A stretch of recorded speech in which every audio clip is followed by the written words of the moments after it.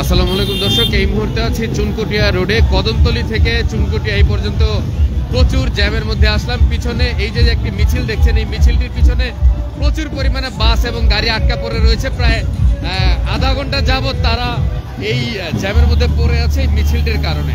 এখন আমি দেখাবো এই মিছিলটি আসলে কাদের এবং মিছিলটি কি উদ্দেশ্যে বের হয়েছে। আপনারা দেখতে পাচ্ছেন যে বিশাল একটি মিছিল এবং এইদিকে আমরা বিএনপির কিছু কেন্দ্রীয় লিডারদের দেখছি।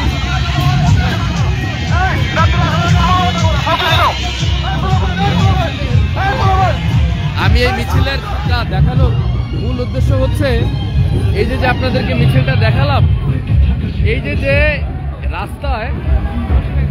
যে রাস্তায় এত এত গাড়ি আটকে রেখে এই যে কিছু মহিলা, কিছু নারী, পুরুষ সব একসাথে মিছিল করছে।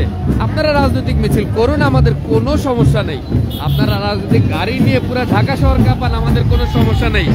কিন্তু এই যে ঘন্টার পর ঘন্টা আপনাদের এই বহরের কারণে এত এত গাড়ি এবং গাড়ির ভিতরে অনেক অসুস্থ মানুষ আছে, তারা যে আটকা রয়েছে এইটার দায়ভার কে নিবে?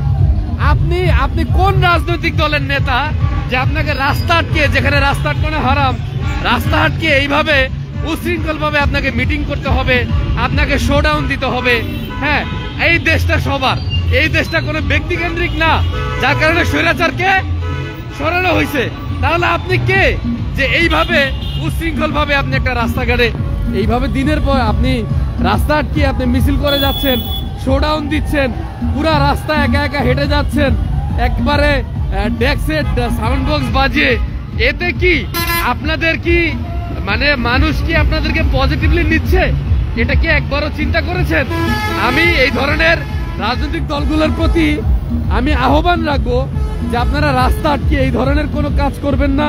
এতে মানুষের প্রতি দেখেন কি পরিমাণ জ্যাম, এতে আপনাদের প্রতি মানুষের ঘৃণা জমবে, অভিযোগ জমবে।